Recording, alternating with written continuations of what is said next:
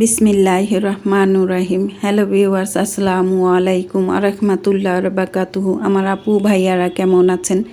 আশা রাখছি যে যেখানে আছেন সবাই সুস্থ আছেন, ভালো আছেন, আলহামদুলিল্লাহ। প্রতিদিনের মতো আরেকটা রেসিপি নিয়ে হাজির হয়ে গেলাম।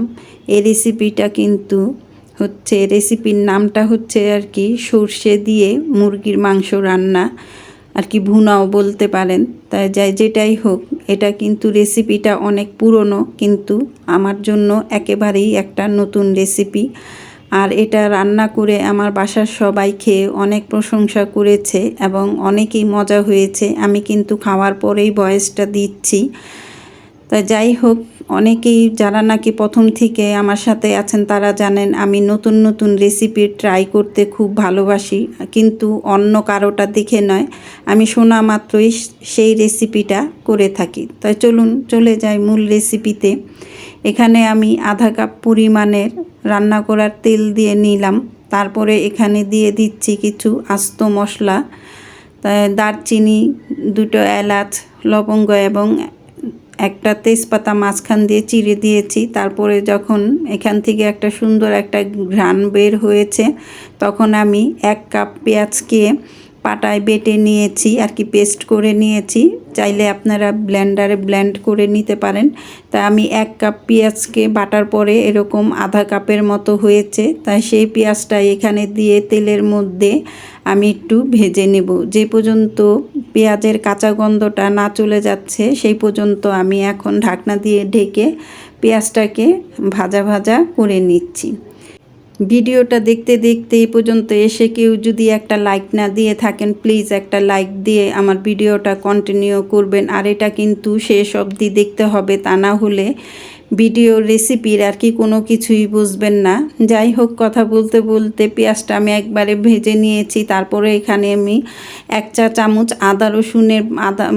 আদা বাটা আর আধা চা চামচ আমি রসুন বাটা দিয়েছি। এই মশলাটা আমি দিয়েছি হলো মুরগির মাংসটার পরিমাণ বুঝে। আমার মুরগির মাংস এখানে ছিল 1 কেজি পরিমাণ, তাই সেটা আমি দিয়ে আবারও কিছুক্ষণ আমি মশলাটাকে, আদা রসুনটাকে ভালো মতো আমি পেঁয়াজ এবং তেলের সাথে ভেজে নিচ্ছি।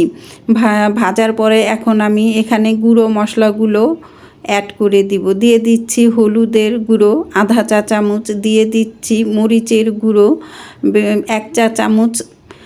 তাই এই ঝালটা আর কি আপনারা আপনাদের পরিমাণ মতো দিয়ে নেবেন। আমি একবারে 1 চা চামচ, 4 চামচের 1 চামচই কিন্তু ভরে দিয়েছি।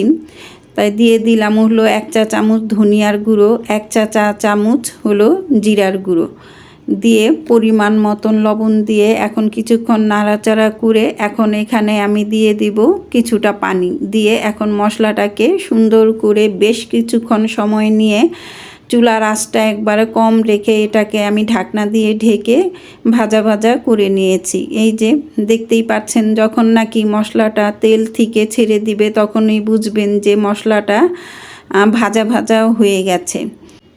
এই পর্যায়ে এসে এখন আমি মুরগির মাংসগুলো ধুয়ে রেখেছিলাম সেটা এখানে আমি অ্যাড করে দিচ্ছি। এই রেসিপিটা কিন্তু অনেকেই অনেকভাবে করে থাকে, আর এই রেসিপিটা কিন্তু যে নতুন তা না, এটা অনেক পুরনো, অনেকেই অনেকভাবে খেয়েছে এই সর্ষে বাটা দিয়ে এই রেসিপিটা আর কি চিকেন দিয়ে। তা আমি আর কি আমার মতো করেই করে নিচ্ছি। আপনারা চাইলে আমার এই রেসিপিটা ফলো করে আপনারাও এভাবে করে খেতে পারেন, অনেক সুস্বাদু হয়েছে।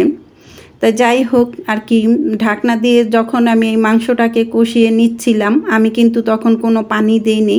তাই তখন এই যে পানি উঠছে, এই পর্যায়ে এসে এখন আমি দিয়ে দিলাম হলো সর্ষে বাটা। এটা হলো হলুদ সর্ষে, আমার কাছে হলুদ এবং লাল দোনোটাই ছিল, কিন্তু আমি হলুদ সর্ষেটা দিয়েই করেছি। আপনারা যে কোনো সর্ষে বাটা দিয়ে এটা করে নিতে পারেন। এখানে আমি আস্ত যে সরিষা ছিল সেটা আমি 1 টেবিল পরিমাণ নিয়ে বাটার পরে তারপরে যতটুকু হয়েছে ওটাই আমি এখানে সম্পূর্ণটা অ্যাড করে দিয়েছি। দিয়ে আমি এখানে ভালো মতন কিছুক্ষণ সময় নিয়ে কষিয়ে তারপরে এখানে আমি দিয়ে দিলাম হলো 5-6টা আস্ত কাঁচামরিচ। তারপরে এখন আমি দিয়ে দিচ্ছি ঝোলের পানি। মাংসটা কিন্তু আমার 90% সিদ্ধ হয়ে গিয়েছে। তারপরে আমি এখন ঝোলের পানিটা অ্যাড করে দিলাম। তাই যে মনে হলো লবণটা একটু কম হয়েছে, তারপরে লবণটা চেক করে আবার আমি লবণটা দিয়ে দিলাম। আর দেখুন এই যে আমার কিন্তু সর্ষে চিকেনটা হয়ে গেছে।